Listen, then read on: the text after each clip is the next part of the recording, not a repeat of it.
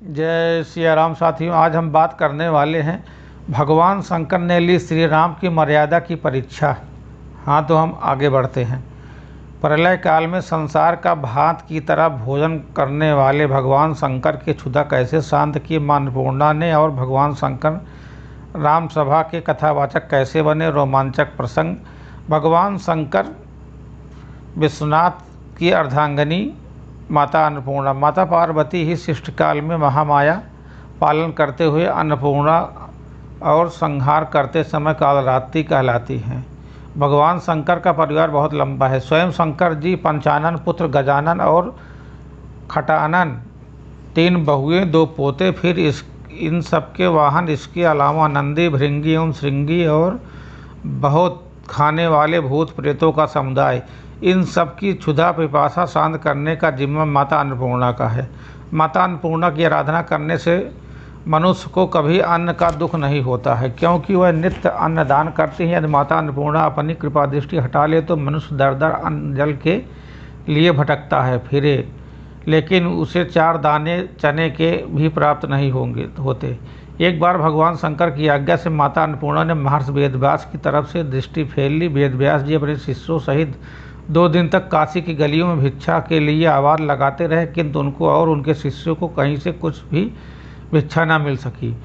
जब श्री राम जी द्वारा किए जा रहे श्राद्ध में भोजन करने आए भगवान शंकर, भगवान ब्रह्मा, विष्णु और महेश की लीलाएं अत्यंत न्यारी हैं। अपने भक्तों की परीक्षा में वह अद्भुत तरीके से लेते रहते। ऐसी ही परीक्षा भगवान शंकर ने अपने भक्त भगवान श्री राम के लिए थी। एक बार अयोध्या में राघवेंद्र भगवान श्री राम ने अपने पितरों का श्राद्ध करने के लिए ब्राह्मण भोजन का आयोजन किया। ब्राह्मण भोजन में सम्मिलित होने के लिए दूर दूर से ब्राह्मणों की टोलियां आने लगी। भगवान शंकर को जब यह मालूम हुआ तो वह कौतूहल बस एक वृद्ध ब्राह्मण का रूप धर के ब्राह्मणों की टोली में शामिल होकर वहां पहुंच गए और श्री राम जी से बोले, मुझे भी भोजन करना है। अंतर्यामी भगवान श्री राम बूढ़े ब्राह्मण को पहचान गए और समझ गए कि भगवान शंकर ही मेरी परीक्षा करने यहाँ पधारे हैं। ब्राह्मण भोजन के लिए जैसे ही पंगत पड़ी, भगवान श्री राम ने स्वयं उस वृद्ध ब्राह्मण के चरणों में अपने को कल कमलों से धोया और आसन पर बिठाकर भोजन सामग्री परोसना शुरू किया। छोटे भाई लक्ष्मण जी भगवान शंकर को जो भी वस्तु परोसते, शंकर जी उसे एक ही ग्रास में खत्म कर देते। उनकी पत्तल पर कोई सामान बचता ही नहीं था।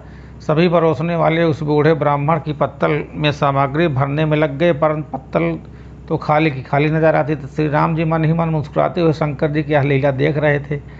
भोजन समाप्त होते देख महल में चिंता होने लग गई। माता सीता के पास भी यह समाचार पहुंचा कि श्राद्ध में एक ऐसे ब्राह्मण पधारे हैं जिनकी पत्तल पर सामग्री परोसते ही साफ हो जाती है। श्राद्ध में आमंत्रित सभी ब्राह्मणों को भोजन कराना भगवान श्री राम की प्रतिष्ठा का प्रश्न बन गया। माता सीता भी चिंतित होने लगी।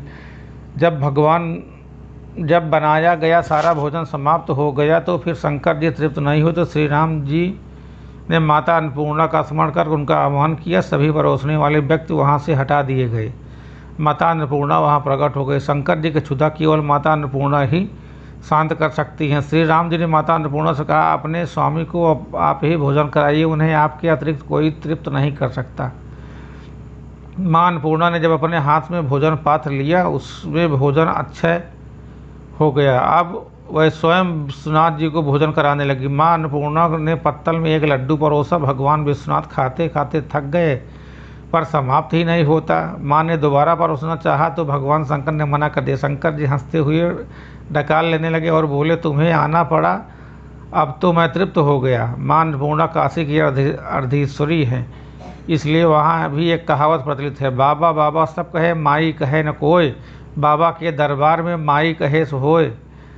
जिस प्रकार भगवती अन्नपूर्णा द्वारा भगवान शिव की पत्तल में परोसी गई मिठाई बार बार खाने पर भी कभी घटती नहीं, उसी प्रकार अच्छी नीयत से कमाया हुआ धन कितना भी खर्च पर घटता नहीं। खराब नीयत से अर्जित धन कभी ठहरता नहीं, साथ ही दुख का कारण भी बनता है। सत्यता और ईमानदारी से कमाया गया धन कभी घटता नहीं, और चोरी बेईमानी व गलत तरीकों से कमाए हुए धन की बरकत वैसी ही होती है। इसलिए अच्छे धन की अच्छी बरकत होती है। शंकर जी ने भी भगवान श्री राम सीता की मर्यादा की परीक्षा ली।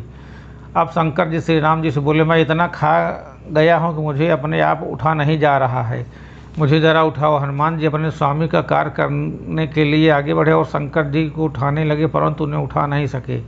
श्री राम जी ने लक्ष्मण जी से शंकर जी को उठाने के लिए कहा। अंततः वह अनंत के अवतार की शक्ति भी अनंत होती है। लक्ष्मण जी ने शंकर जी को उठाकर एक पलंग पर लिटा दिया। अब शंकर जी ने कहा, मेरा मुख और हाथ धो दो। माता सीता ने जैसे ही मुख धोने के लिए जल दिया, शंकर जी ने मुख में पानी भरकर माता सीता पर कुल्ला कर दिया।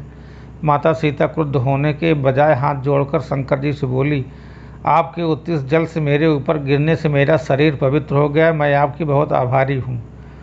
अब भगवान शंकर ने श्री राम को चरण दबाने की आज्ञा दी। श्री राम और लक्ष्मण दोनों शंकर जी के चरण दबाने लग गए। माता सीता पंखा झलने लग गई। प्रसन्न होकर शंकर जी ने कहा, मैंने तुम्हारी मर्यादा की परीक्षा ली, तुमसे जिसमें तुम सफल रहे, तुम्हारी जो इच्छा हो मुझसे मांग लो। श्री राम जी ने कहा, यद्यप आपके पास जो चीज़ें हैं, विश्व का भोजन, विषधर सर्प, गजचर्म, बूढ़ा बैल, भूत पिशाच आदि, वह हमारे किसी की काम नहीं है, इसलिए आप अपने चरणों में भक्ति दें और मेरी सभा में कथा सुनाया करें। तब से शंकर जी राम सभा में कथावाचक बन गए और पूर्ण कल्पों की कथा सुनाया करते थे। जय सिया राम, सीताराम। वीडियो अच्छी लगी तो चैनल को सब्सक्राइब